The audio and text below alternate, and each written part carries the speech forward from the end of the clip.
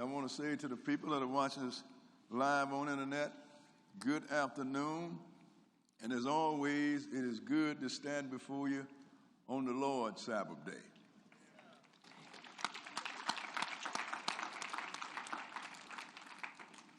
You know, the title of this lesson, sisters and brothers, is Grace, a free gift retained by keeping the law. Grace, a free gift retained by keeping the law. You know, years ago, the Lord put it on my mind to put this lesson together is because you have people that have been misinformed, thinking that once you are under grace, then you don't have to keep the law. And it took me a minute to figure it out, but finally the Lord showed it to me, and that was that the people that started that statement didn't understand that there was another law called the law of animal sacrifice. So right away, being that they did not understand that, they put forth the teaching that you don't have to keep the law, the commandments no more. Christ did away with that. And the reason an error like that would be made, sisters and brothers, is because first thing is the Gentiles knew nothing about the operation of Israel. They knew nothing about sin offering. They knew nothing about animal sacrifice. So the only law that they saw was the Ten Commandments. I even have it, you know, I had a young brother that used to go here, putting forth that the Ten Commandments was the law that was added. We're going to deal with that, sisters and brothers. And I was reading the footnotes of one of my old Schofield reference Bible, and sure enough, they had it written down there where, you know, the commandments is the law that was done away with, you know, but the people, because the people already, even though sin was here, the people didn't know it was sin until the law came along, and then once Jesus died, there was no more need for them to know about the law because they was covered by the blood. Sisters and brothers, most of the things that we are taught now were taught by people that had no knowledge of the God of Israel, had no knowledge of the laws that God set, no knowledge of the holy days, because all of these combined give you a clear picture of what the Lord is talking about. Now we're going to examine this because they're running around telling people you're under grace, you don't have to keep the law. So I'm under grace. Jesus died and his blood covered me. I don't have to keep the law. I can go to this guy's house when he go to work and lay with his wife. I can steal your money. And if I had a purpose to get ahead, I can lie on that sister right there. And I'm straight. I don't like somebody, they get in my way, I can kill them. I'm straight. You know why? Because I ain't under the law, I'm under grace. Everything is lawful for me because I am not under the law. That make any sense? See, this is what I'm saying. Sometimes people just don't think. They just don't think. And the Lord is a God that think. He said, let us reason together. So we're going to reason this thing. We're going to look at this thing. But first, let's go into Romans the 6th chapter and look at the culprit, the thing that caused this whole thing to fall out of whack. Read this one verse. And this one verse, written by the Apostle Paul, is going to wipe out all of God's commandments. I find it kind of hard to swallow, sisters and brothers. Romans 6 and verse 14. Romans 6, and we're going to read verse 14. Okay, read it. For sin shall not have dominion over you. For sin shall not have dominion over you. For ye are not under the law. For you are not under the law. But under grace. But under grace. And right there with that one verse, it said, you don't have to keep the law no more. God knew that old law was too hard. So he don't expect you to keep it. Well, I'm confused. People got stoned to death for breaking this law. Right. Now all of a sudden, it's okay for me to do the same thing. People in Moses' day and all them, they got stoned for breaking the Sabbath day. They got stoned for committing adultery. They got stoned for lying and bearing false witness. But I can do it all, and I'm free because I'm under grace. This, sisters and brothers, begs to be examined. So let's examine this law. Now we're going to go into Galatians, the 3rd chapter. Now Galatians, the 3rd chapter, contrary to what most people think, is not talking about the royal law. This is talking about that other law that don't nobody know about. And we're going to examine it. And we're supposed to know these things. And we're supposed to come out from under the teaching of a people that never had no direct dealing with God, never did an animal sacrifice, never kept a high day. How is it then you're going to teach me about the law? We're going to start at verse 1, Galatians 3:1. Okay, go ahead. O foolish Galatians, Uh-huh. who has bewitched you Go ahead. that you should not obey the truth, before whose eyes Jesus Christ has been evidently set forth, crucified among you. Now he said, who's bewitched you that you won't obey the truth? The way you're operating is Jesus crucified again among you. But look what he asked the question now. Go ahead and read. This only what I learned of you. This only what I learned of you. Receive ye the Spirit by the works of the law, or by the hearing of faith? By the works of the law, by the hearing of faith. This is something that used to confuse me a lot. Because when you say hearing of faith, I keep looking for faith to say something. Who is this faith? I keep looking. Maybe going to walk in the door, come on up here, set his suitcase down, and say, I'm faith, brother boy, here I am. But when I examine the word faith, I find out it merely means believe. So I'm going to throw a little correction in there. By hearing the words that you should have faith in. That's right. Skip down to verse 5 and go ahead. He therefore that ministers to you in the Spirit and worketh miracles among you, doeth he it by the works of the law or by the hearing of faith? Now the one that worked miracles before you, did he do it by the works of the law or by the hearing of the words that you should have faith in? Go ahead and read. Even as Abraham believed God, and it was accounted to him for righteousness. Now, Abraham believed God. In other words, Abraham had faith, but he had to hear something from God to believe, didn't he? That's right. That's what faith is. He believed God because he entered into a covenant with God. And God told him his son Isaac was the one he's going to make a covenant through. Down through the generations. Go ahead and read. Know ye therefore that they which are of faith, the same are the children of Abraham. That's why he said, I'm going to make you a father of many nations. That transcends all nations, all races, all nationalities. If you believe the Lord, and you show him you believe him by obeying his commandments, then you are a child of Abraham. That's why Abraham's name was Abram. But he said, you're going to have many children. And that's not only physical. Therefore, I'm going to change your name to Abraham, because Ham means many. He is the father of the faithful. Go ahead and read. What verse? Verse 8. And the scripture, foreseeing that God would justify the heathen through faith, preached before the gospel unto Abraham, saying, in thee shall all nations be blessed. Now, what does it mean going to justify the nation? That's heathen. What does heathen mean? It shall justify the nations through faith, through their belief. Because he's saying in thee, and he's talking about Jesus, shall all the nations of the earth be blessed. If they believe in Jesus, I'm talking about the Jesus of this Bible, not that other Jesus. That's right. That rose on Sunday. The Jesus of this Bible, they're going to be saved. Because you know what? They're going to obey him. We're going to look into this, sisters and brothers. We're going to have us a real good look at this thing. Go ahead and read. So then they which be of faith are blessed with faithful Abraham. Yes, sir. Go ahead. For as many as are the works of the law are under the curse. Go ahead. For it is written, cursed is everyone that continueth not in all things which are written in the book of the law to do them. Now this encompasses both laws. You know why? Because if you break God's commandments, you will come under the curse.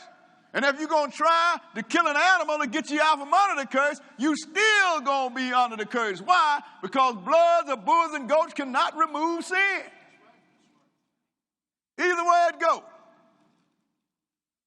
So you need a little more, sisters and brothers. A little more.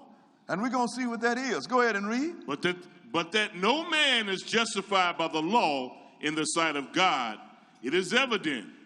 For the just shall live by faith. No man is justified by the law. That's the law of animal sacrifice. The just shall live by faith. But I'm going to tell you something, sisters and brothers. This is something that most people don't understand. Since Adam and Eve sinned in the garden, even the raw law couldn't help you until Jesus came and died for your sin. Right. It's just like being in jail. You can repent in jail, become ever so faithful, and go do all the good things, but if you're in there for life, you will never get out to practice it. That's right. I want y'all to understand the depth of this thing. No man is justified by the law. This law here is the law of animal sacrifice. But had Jesus had not died for your sin, you wouldn't have been justified by keeping the commandments, because you're already under a death sentence. Dead man, dead woman walking. Go ahead. 12.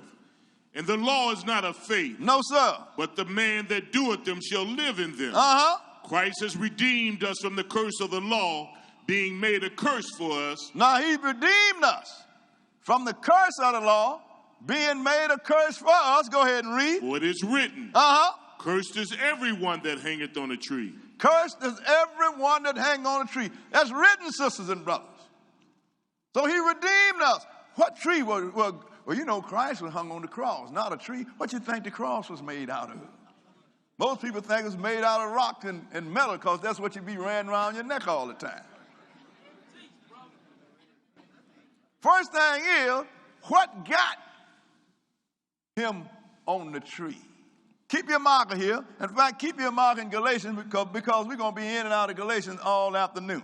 But keep your marker here, and let's go into Deuteronomy, the 21st chapter. Because it's a curse that everyone that hangs on a tree. Well, we got to see, what is it that you did to get hung on the tree? These things, sisters and brothers, need to be investigated. See, now this is where the understanding falls away. Because people told you, well, we New Testament Christians. So if you're New Testament Christian, you can't even go back and investigate what Paul said to Galatians. He said it's written, didn't he? That's right. Cursed is everyone that hangs on a tree. Well, I'm a New Testament Christian, so I can't go back and look at that. Then you don't know why he got hung on the tree. We're going to start at verse 22, Deuteronomy 21. And we're going to start reading at verse 22. Go ahead and read. And if a man have committed a sin worthy of death. Now think about it now, what he said. Now if a man have committed a sin worthy of death. Go ahead and read. And he be to be put to death, and thou hang him on a tree, his body shall not remain all night upon the tree. And if he be put to death and you hang him on a tree, his body can't remain on a tree all night. That's the other reason why Jesus had to come off that cross. First thing, it was a high Sabbath, which was the first day of the Feast of Unleavened Bread, but it was a law anyway in Israel. They still had to get him off the tree, because he said, curse. And not only is he cursed, it's a curse on the land. Go ahead and read. But thou shalt in any wise bury him that day. For he that is hanged is accursed of God, that thy land be not defiled, which the Lord thy God giveth thee for an inheritance. He said, so you can't let him remain, because he that's hanged is cursed of God. So what got him on the tree, sisters and brothers? Sin. So if sin got him on the tree, it would behoove us to find out what sin is, wouldn't it? Right. So we don't end up on the tree. Let's go look at it. Let's go into 1 John, the 3rd chapter. 1 John chapter 3. Because these things, sisters and brothers, the Lord had written, so we wouldn't be wandering around thinking, I wonder what sin is. You know, if it's going to get me cut off or hung on a tree, I want to know about it. And that is a correct correct desire. And we're going to show you what sin is. 1 John chapter 3, and we're going to read one verse. Verse 4. 1 John chapter 3, verse 4. Read it. Whosoever committed sin transgresseth also the law. Transgresseth also the law. Go ahead and read. For sin is the transgression of the law. That is the biblical definition of sin. Everybody have their version of what their sin is. Well, sin is smoking and drinking. It might not be good for you, but it's not sin. Sin is dancing. Hey, that ain't sin. Guy said going shopping in the shopping malls. I guess his wife must have spent a lot of money. A preacher made that sin. Sin is the transgression of the law. Transgression means the breaking of the law, sisters and brothers. That is the definition of sin. Now, how you going to tell me that sin is the transgression of the law, but Jesus came and terminated the law? I'm confused. Let's investigate it a little bit. Let's go into Romans the 5th chapter. Romans the 5th chapter. Because if sin is the transgression of the law, then that tells me that you got to have something to break. Romans 5 and verse 12. Romans chapter 5 and verse 12. We just examining this, sisters and brothers. Go ahead and read it. Wherefore, as by one man sin entered into the world, and death by sin. But one man entered sin into the world. That was Adam, sisters and brothers. And death by sin. Go ahead. And so death passed upon all men, for that all have sinned. Now, after that, death will pass upon all men because all have sinned. But when Adam sinned, that's when the Lord hit us with death. And there but one way to get out under the death, sisters and brothers. And that's through the blood of the Lamb. That's why I tell people, look, if somebody hadn't come died for us, keeping the commandment was too late now. You know, I'm going to close the door of the door of the barn. Well, the horse is gone now. You got to do something else. Now you got to go get him and bring him back and put him in there. Then close the door. But he's gone now. Go ahead and read. For until the law. Pay attention now. For until the law. Sin was in the world. Sin was in the world. Go ahead. But sin is not imputed when there is no law. But sin is not imputed when there is no law. Y'all see what Paul is saying here? In other words, until the law, until one law came along, sin was already here.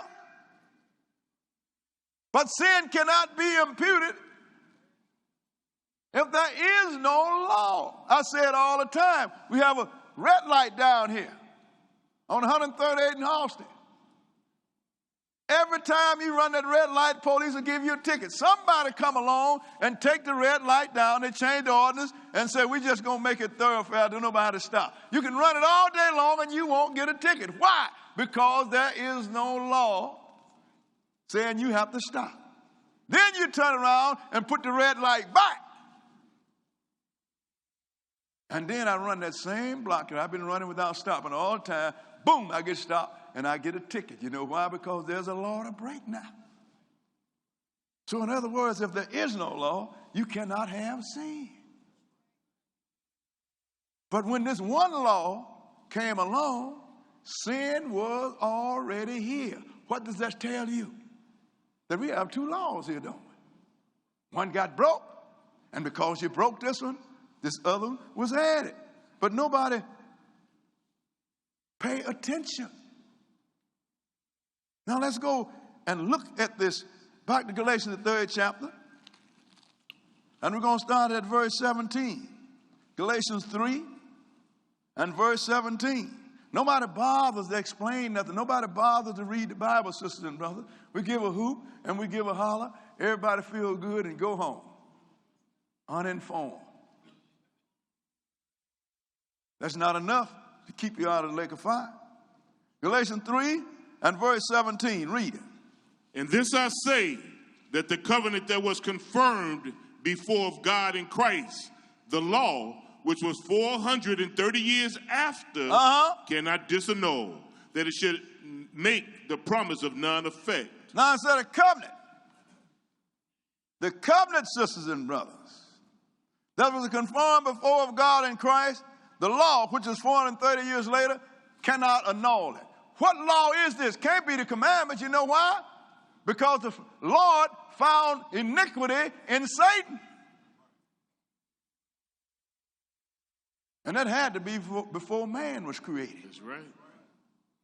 Then when Abraham told the Egyptian king that his wife Sarah was his sister, and the cat looked out there and saw Abraham spoke with the woman, he called him in and said, look here, man, this is your wife. What if one of the guys want somebody that got your wife and slept with her? You'd have got us all in trouble. You know why he said that? Because he knew that adultery was against the law. And he told Sarah, hey, Abraham is your covering. I mean, he done covered your eyes. You can't see because you went along with it.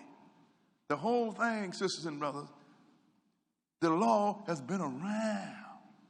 It was around in the days of Cain and Abel. Because when the Lord, Cain killed Abel, and the Lord asked him, where is your brother? I don't know where he is. I'm not my brother's keeper. Instead of saying, hey, I killed him, threw him in the field over there.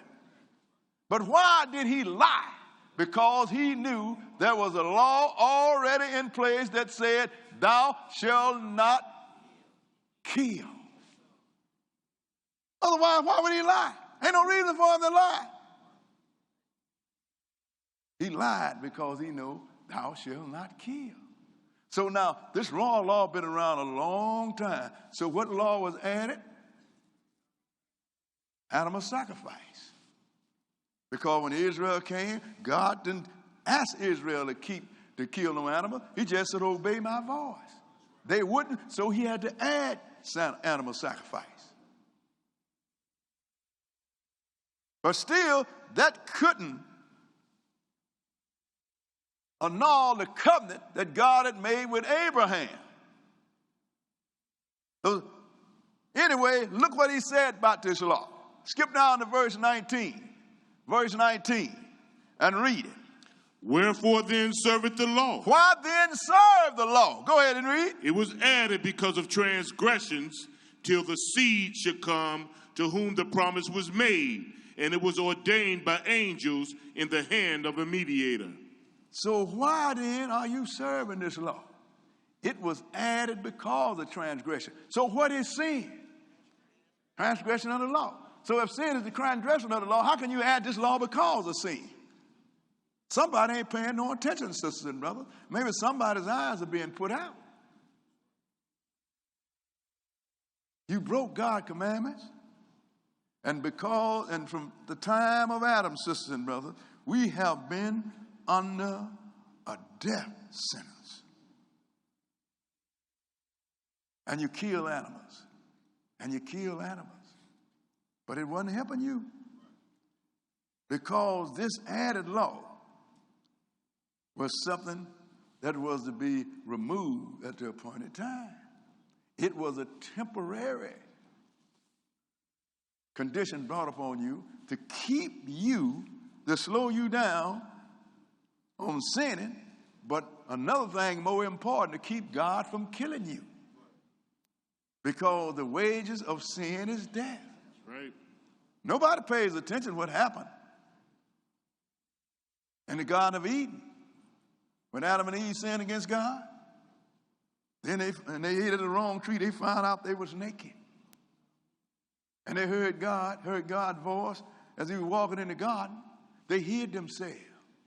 And God said, call Adam, where are you? He said, we are hid. We heard your voice walking in the garden, and we hid ourselves because we was naked. He said, who told you that you was naked? First thing come out of his mouth. Have you eaten of the tree that I told you not to eat of?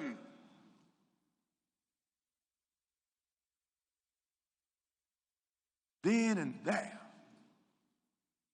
That's where the apple fell from the table. I ain't talking about the one they say you ate either. Because we had done that, we was in trouble. So now, something had to deliver you. And this is where the blood of Jesus come in.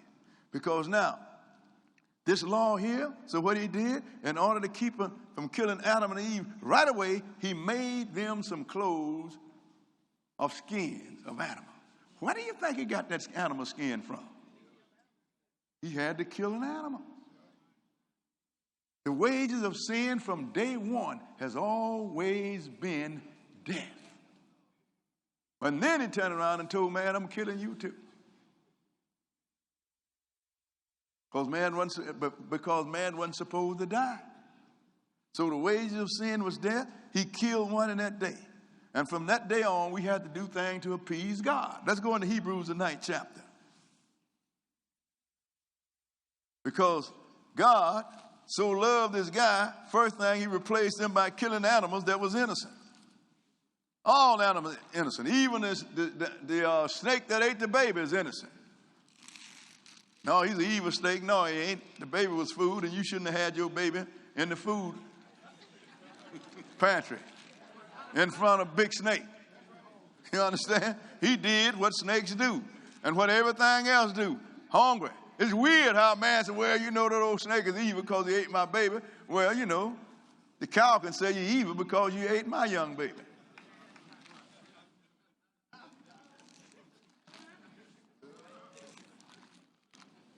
But the Lord set this thing up, sisters and brothers, and let us know that this thing, since man broke the law, animal sacrifice was in order.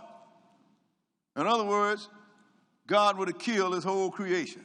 Hebrews 9 and 1. Hebrews 9 and verse 1. Read it. Then verily the first covenant had also ordinances of divine service and a worldly sanctuary. So that's the first covenant that he made. Even though it was orders of divine service, it was a worldly sanctuary because these orders were set to deliver you from death. So the only difference is they delivered you by killing an animal. Skip down to verse 9. Verse 9 and go ahead. Which was a figure for the time then present, in which were offered both gifts and sacrifices that could not make him that did the service perfect as pertaining to the conscience. So now look, this was something that the Lord imposed on you for that time. But it couldn't make you perfect, not even consciously. Because all you have to do, I got me 15 cows, I can create me 15 offenses and pay for them with a cow. You know, like you got a pocket full of money. In the old days, the tickets, when you got a ticket somewhere in a state other than where you are, you didn't have to worry about losing your license when you get 3 because it was local. So we used to say in the old days, man, I get me a pocket full of money and I drive 100 miles an hour. They catch me, I just pay the ticket there. And I can keep rolling and it'll never get back to Illinois. Mm-hmm. Do it now, you get 3 tickets, no matter what state you get them in, they're going to pull your license. That's right. So the whole thing, sisters and brothers, this law here was something that you was doing, but it couldn't help you. Go ahead and read. Verse 10. Which stood only in meats and drinks and divers washings. Now this could never help you because it stood only in meats and drinks and divers washings, just like it was sacrifices and all that kind of stuff. Finish that. And cardinal ordinances imposed on them until the time of Reformation. And carnal ordinances imposed on them until the time of Reformation. In other words, it was going to be reformed because this was a temporary law. It did no good. So the Lord had you killing animals, showing you that sin is costly. Mm-hmm. You might have 15 cows, but you ain't going to have but 14 when you make this sin. If you keep going on, you're going to go broke. And if you ain't got nothing else to kill, then God going to kill you. That's right. But the whole thing is, sisters and brothers, it said this was imposed, the sacrifices and gifts and other carnal things like washing of cups and doing all, it was imposed on them until time of Reformation. But they could not remove sin, sisters and brothers, because this law had nothing in it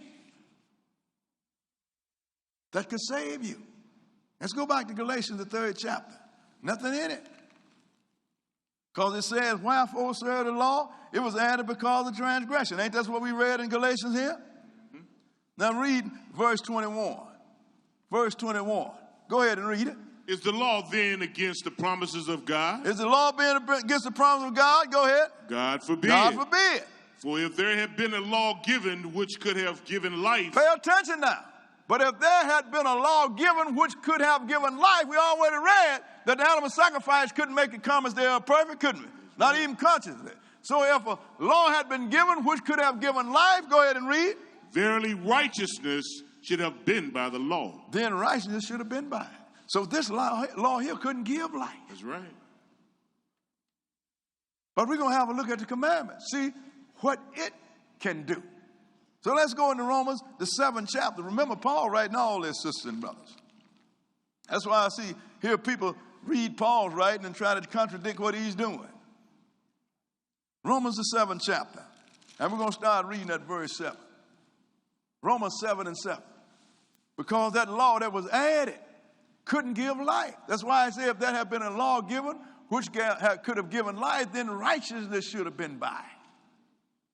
You only be righteous if you believe God, believe he's going to reward you, or believe he's going to cut you off. If you really believe those things, then you're going to start cleaning your house up. It's all that simple. See a guy praising God, praise God, but he was doing the same thing he was before he heard about God. Something don't fit here. It's got to make a change in you. You're a liar and you're a thief. Before you find God, now you're a liar and a thief in the name of God. I don't want. But it said in Galatians, if there had been a law which could have given life, then righteousness should have been by it. Now let's look at this law, other law. Romans 7 and 7, verse 7. Go ahead. What shall we say then? Is the law sin?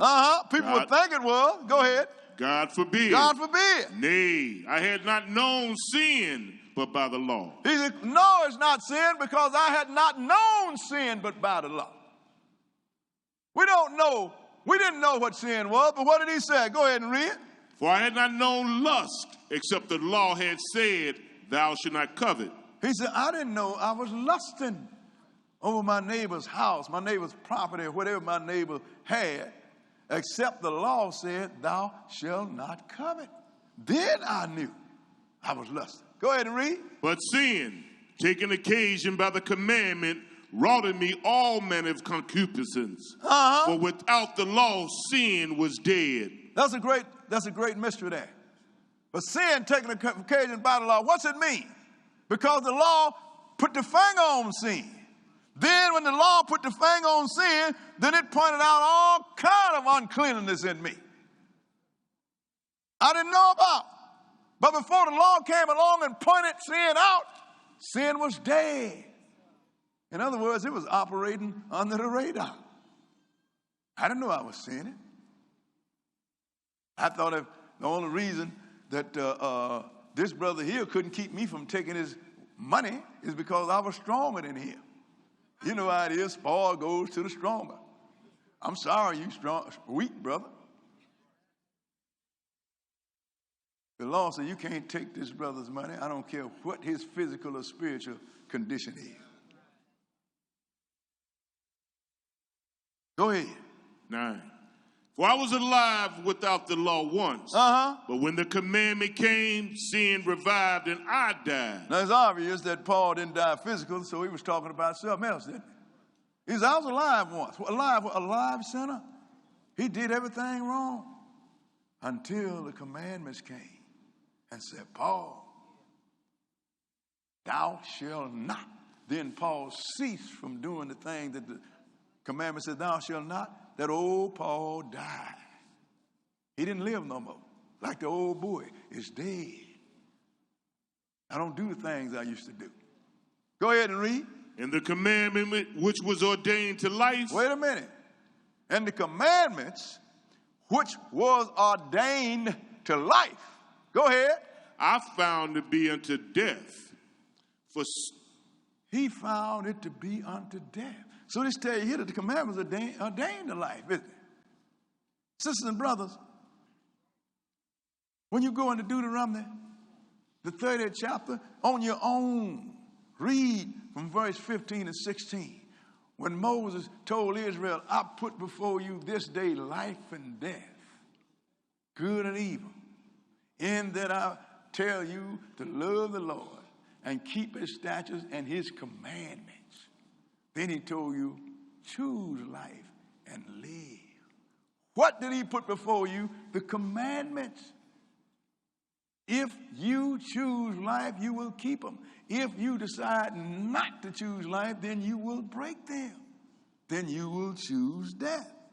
He said, so the commandments, which was ordained to life, I found to be unto death. Go ahead. For sin, taken occasion by the commandment. For sin that was identified by the commandments. Go ahead and read. Deceived me. Deceived me. And by it slew me. And by the commandments it slew me. I used to do a lot of things that you didn't have no conscience about. Then you find out what's wrong, and then you were just shamed. You understand? And when the shame step in, you don't do it no more. The commandments, he said, deceive me. And it slew me. It slew the old wicked Paul. Go ahead and read. Wherefore the law is holy. Wherefore, the people need to understand this now. Wherefore the law is holy. And the commandment holy. And the commandment is holy. And just. Just. And good. And good. How can you kill something that's holy and just and good? Go ahead and read. Was then that which is good made death unto me? God forbid. God forbid. Go ahead. But sin, that it might appear sin. That's why that commandment pointed out sin. It wasn't made death in me. It was that sin was identified by this law. Go ahead and read. But sin, that it might appear sin, working death in me by that which is good, that sin by the commandment might become exceeding sinful. And without the commandment, it won't be exceeding sinful. Go ahead and read. For we know that the law is spiritual, but I am carnal, Go ahead. sold unto sin. And he's talking about all men. We was born in sin. Command is spiritual. He said, but we are carnal, we are sold unto sin. Our first thought is to do wrong when a situation come up. That's right. But when that law is in your mind, he's going to say, thou shalt not. That's right. This is the part that this law will make you pay attention. Thou shalt not. And I mean, everybody's included. Everybody's included. So being that everybody's included, and we broke that royal law, his commandments and his statutes that he said, thou shalt not do, then in order to keep from killing us, he had to add another law. Here people say, well, I don't need it. You know, I'm righteous. Then the book lied. Let's go into Galatians again. I told you to stay there. 3rd chapter and verse 22. We're still reading under the 3rd chapter where it tells you that this law was added because of sin. This is a temporary condition, sisters and brothers, this law is. Go ahead and read verse 22. Go ahead. But the scripture has concluded all under sin. So much for the holy, ain't it? Everybody got some dirt on them. Go ahead and read. That the promise by faith of Jesus Christ might be given to them that believe. That the promise by faith of Jesus Christ. In other words, we all need him. But the only one who can take advantage of his gift is the one that believes in him. Right. Go ahead and read. But before faith came, we were kept under the law, shut up until the faith which should afterwards be revealed. Look, sisters and brothers, people keep looking at this faith like it's an individual. But before Jesus came and died for us and we started to believe in him or have faith in him, we was kept under the animal sacrifice. So Jesus hadn't came and he hadn't died in order for us to keep from being killed.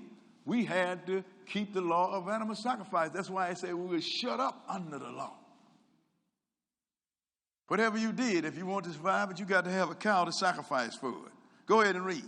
Wherefore the law was our schoolmaster to bring us into Christ, that we might be justified by faith. Now, it's our schoolmaster to bring us unto Christ, not past Christ.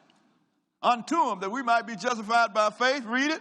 But after that faith has come, we are no longer under a schoolmaster. But after the faith has come, in other words, after Jesus came and died for us and we start believe in the law that he put forth, even in the Old Testament,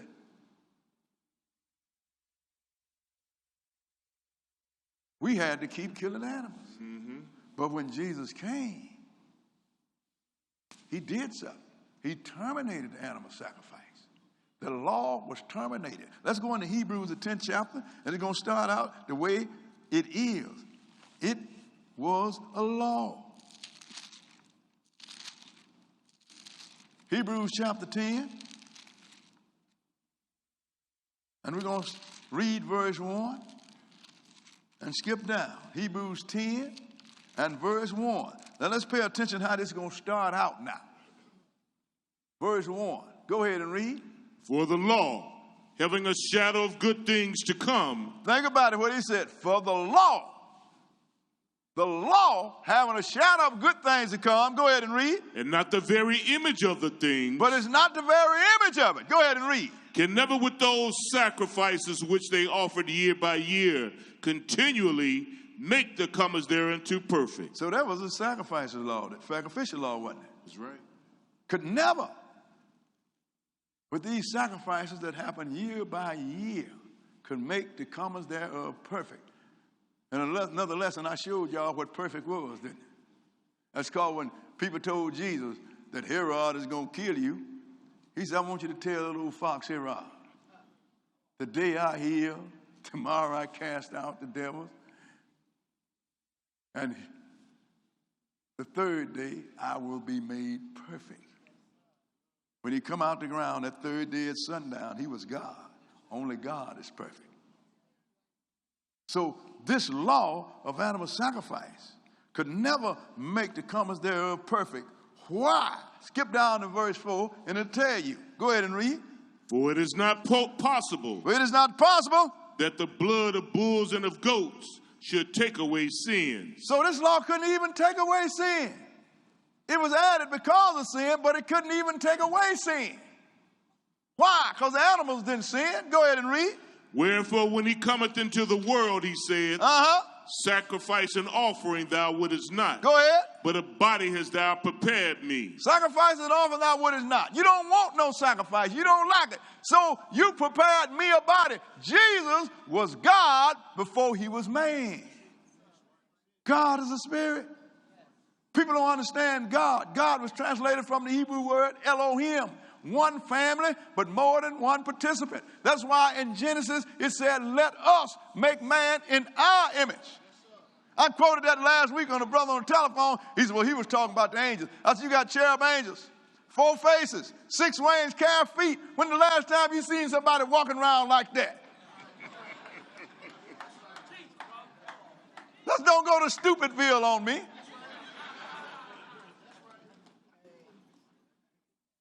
Then he said, well, he made him in his image. I said, sure, because both of them look the same. Right. So therefore he knew this animal sacrifice couldn't help, so he said, a body thou hast prepared me. Father prepared him a body, flesh and blood body. He took over the body, and the angel came and planted it in the woman. That's why I said, the Holy Ghost going to overshadow you. People think that's a puff of smoke. All it means is an angel going to come with that body and impregnate the woman. Go ahead and read. What verse? Verse 6. In burnt offerings and sacrifices for sin thou hast had no pleasure. Go ahead. Then said I, lo, I come in the volume of the book. Go ahead. It is written of me to do thy will, O God. In other words, what I got to do, all the prophets done told about it. That's when he come in the volume of the books to do his will. He had to do this. Go ahead. Above when he said, sacrifice and offerings and burnt offerings and offerings for sin, thou wouldest not. Neither hadst pleasure therein, Go ahead. which are offered by the law. See, you didn't have no pleasure in animal sacrifice, which is offered by the law of animal sacrifice. Do y'all understand that animal sacrifice was a law? The law was, if you sin, you got to kill an animal. If you don't, I'm going to kill you. So they killed the animal with the quickness, didn't they? Mm-hmm. So he had no pleasure in animal sacrifice, which was added by the law. Go ahead and read. Then said he, Lo, I come to do thy will, O God. Go ahead. He taketh away the first, that he may establish the second. So when he came, and the Father's will that he died for the sins of the people, he took away the first covenant that he might establish the second. The covenant where Moses them and Aaron them killed, and from that day on killed animals, he took that away. So we had to take it away before we could even establish the second. How did he do that? Go ahead and read. By the which will we are sanctified through the offering of the body of Jesus Christ once for all. So that's why he needed a body. He needed something that could be killed. So we are sanctified by the body of Jesus Christ once and for all. In other words, he ain't going to die no more. Skip down and read verse 14. Go ahead. For by one offering he has perfected forever them that are sanctified. By one offering. So if you believe on him, he has perfected you forever. All you got to do is keep believing. Now, if you stop believing, you got a problem. That's right. You got to keep believing. Nobody paid attention to a simple thing that Moses said to Israel on the night of the Passover, when he told them to put the blood over the doorpost. He said, now, don't come outside. You was only protected under the blood. When you step out from under the blood, you have stepped away from your protection, and that death angel going to get you. Same thing with the blood of Jesus. Once you get under, you come out that water, you're part of the covenant, so you start sinning again, you done step out from under the blood. So what's going to happen? The death angel going to get you. Mm-hmm. Pay attention, sisters and brothers. Pay attention. Skip down to verse 18 and read it. Now where remission of these is, there is no more offering for sin. There is no more offering for sin, sisters and brothers. Because when Jesus came and died, that terminated that law. Right. Now let's go and let Paul tell you. Let's go into Romans the 10th chapter and look at it. Romans chapter 10. All we have to do is read. The Lord would not set his creation up to fail. We dropped the ball, so he put the doctrine here so we can learn how to deliver ourselves. So when the body of Jesus was offered, that's why I said a remission here, there's no more offering for sin. Romans 10 and 1. Romans 10 and 1. Romans 10 and 1. Okay, read it. Brethren, my heart's desire and prayer to God for Israel is that they might be saved. For I bear them record that they have a zeal of God, but not according to knowledge. Now, we still have that zeal. I mean, we love God. We got, you go into any one of our neighborhoods, you're going to see more churches in there than God can have a liver pill. You understand? I remember on East 55th one time, I think I saw about 7 or 8 churches next door to one another. And when on 75th Street, you ever go out there to 75th round Stone in that area, you got 2 Jehovah's Witnesses churches sitting on the same lot, under the same fence. We got churches everywhere. All that zeal, but not according to knowledge. That started back then. Go ahead and read. For they being ignorant of God's righteousness and going about to establish their own righteousness, Go ahead. have not submitted themselves into the righteousness of God. See, now what happened is we submit our own, what we do is we establish our own righteousness. We come up with our own definition of sin. Sin is smoking and drinking and dancing. Look at that woman, a dress up around her neck. She's seeing it. She ain't seeing it, but she might be causing some sin. Because she creating lasciviousness. Because some cat lusting over her. She ain't the sinner. He is lusting over her. That's what you call lasciviousness. So we understand what's going on. That's right.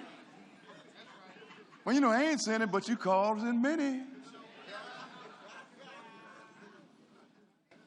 Go ahead and read what verse? Verse 4. Uh-huh. For Christ is the end of the law for righteousness. For Christ is the end of the law for righteousness. To everyone that believeth. That everyone that believeth. Now these are the ones, only the ones that have faith. Christ is the end of the law. But what law? All you got to do is see what happened when he died. You understand? You said, the thief got hit in the head with a brick. All you got to do is find out who got the busted head and bleeding. There's the thief.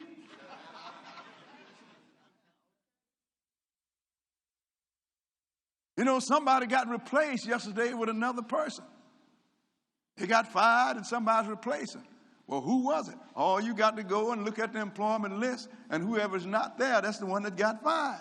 That's right. Same thing about the law.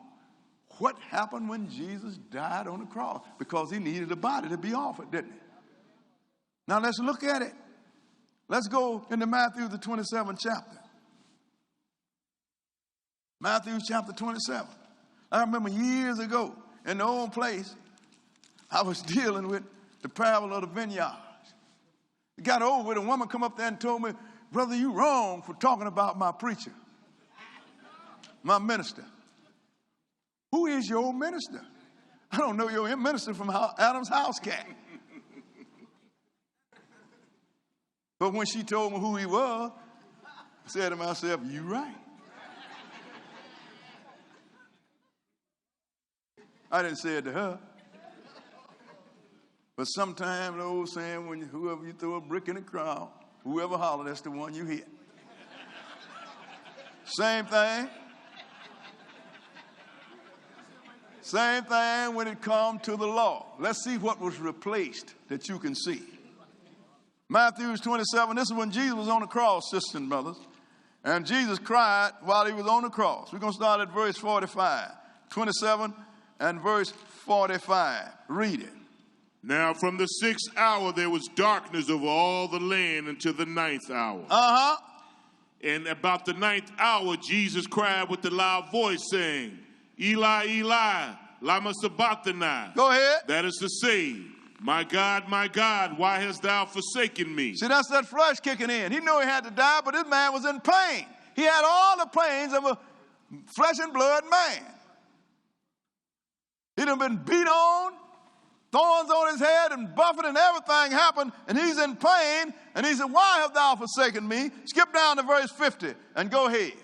Jesus, when he had cried again with a loud voice, yielded up the ghost. And when he cried again with the loud voice, he merely died. That's only what it means, yielding up the ghost. He merely died. And let's see what happened when he died. Go ahead and read. And behold, the veil of the temple was rent in twain from the top to the bottom.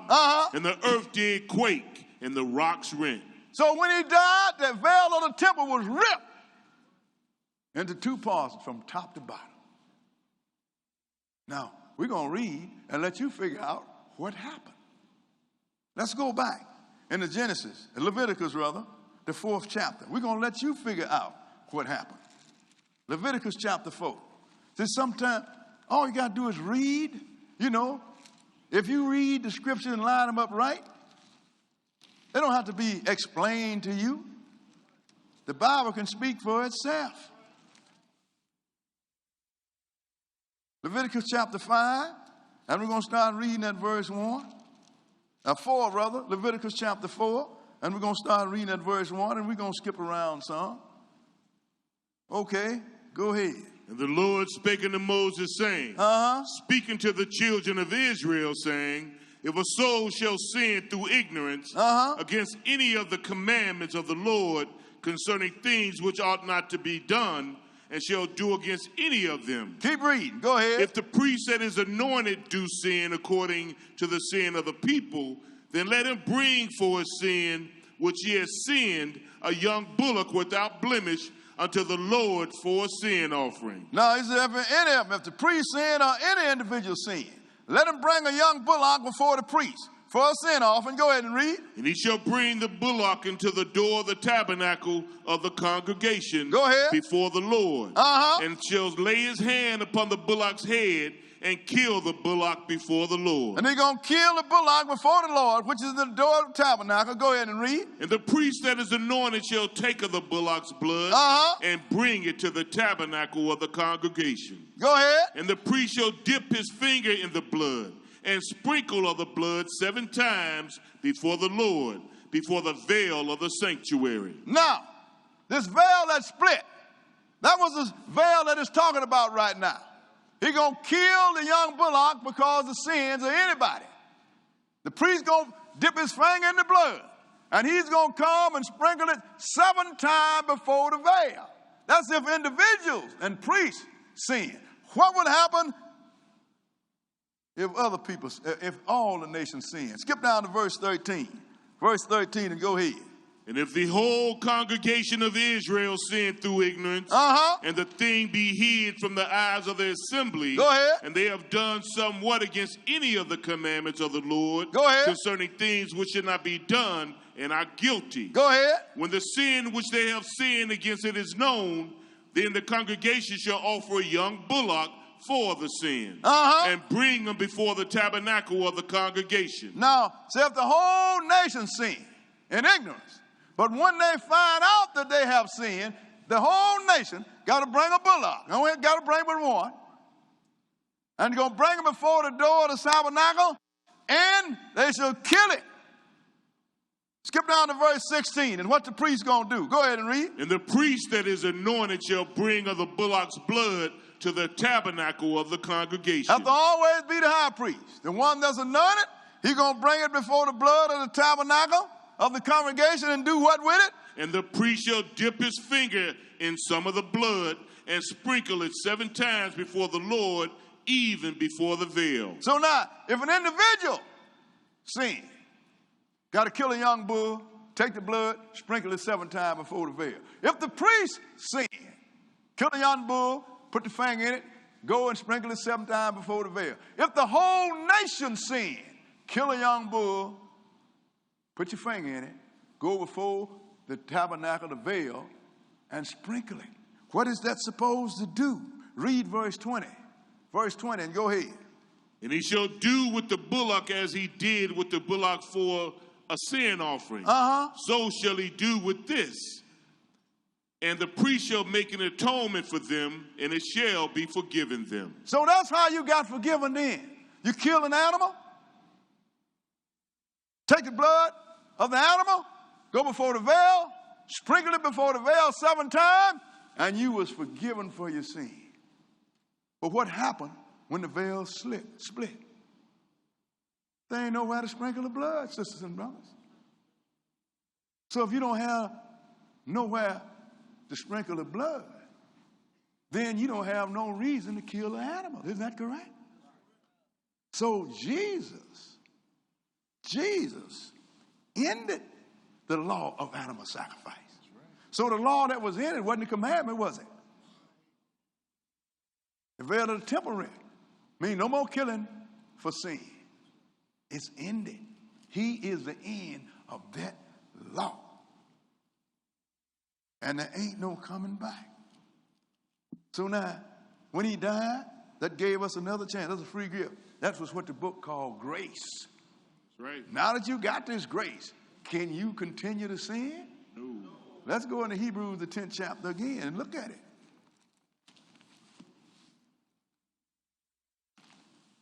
Hebrews 10.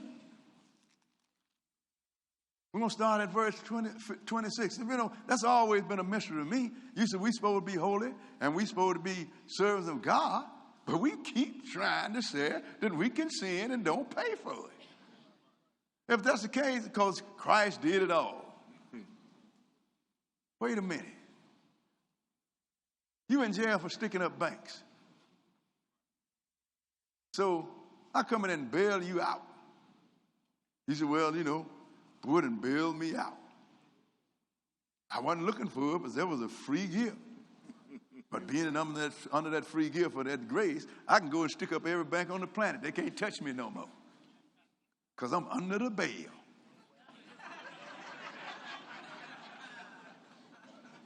Ain't that what they're saying? That's what they're saying.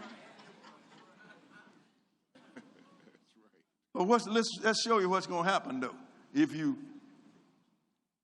continue to sin. Verse 26, go ahead. Well, we sin willfully. After that we have received the knowledge of the truth, there remaineth no more sacrifice for sins. If you sin willfully. See, there's always been a way out for anybody that sinned unintentionally. That's when you can go and the priest will sprinkle the blood and you can get an atonement made. But if you sin willfully, there ain't no more sacrifice for sin. Go ahead and read. But a certain fearful looking for of judgment and fiery indignation which shall devour the adversaries. That's called the lake of fire, sisters and brothers. Right. You sin willfully after you know the knowledge of Jesus, what he did, and why he did it. He died to cover your sins, and you're going to turn around and keep doing it. The only thing you have to look for is the lake of fire. Go ahead and read. He that despised Moses' law died without mercy under 2 or 3 witnesses. Of how much more sore punishment suppose he be thought worthy, who has trodden underfoot the Son of God, and has counted the blood of the covenant wherewith he was sanctified an unholy thing, and has done despite unto the Spirit of grace. So look, if you think it was bad when you sinned in Moses' day and they stoned you to death, how much more you think you're going to be punished if you have trodden the Son of God and his blood underfoot? How much more? You know what? Because you have done harm to the Spirit of grace. You got a free gift. You got another shot at life, and you got the free gift and threw it back in the Lord's face. By doing what? Sinning willfully. Sisters and brothers, somebody is woefully uninformed.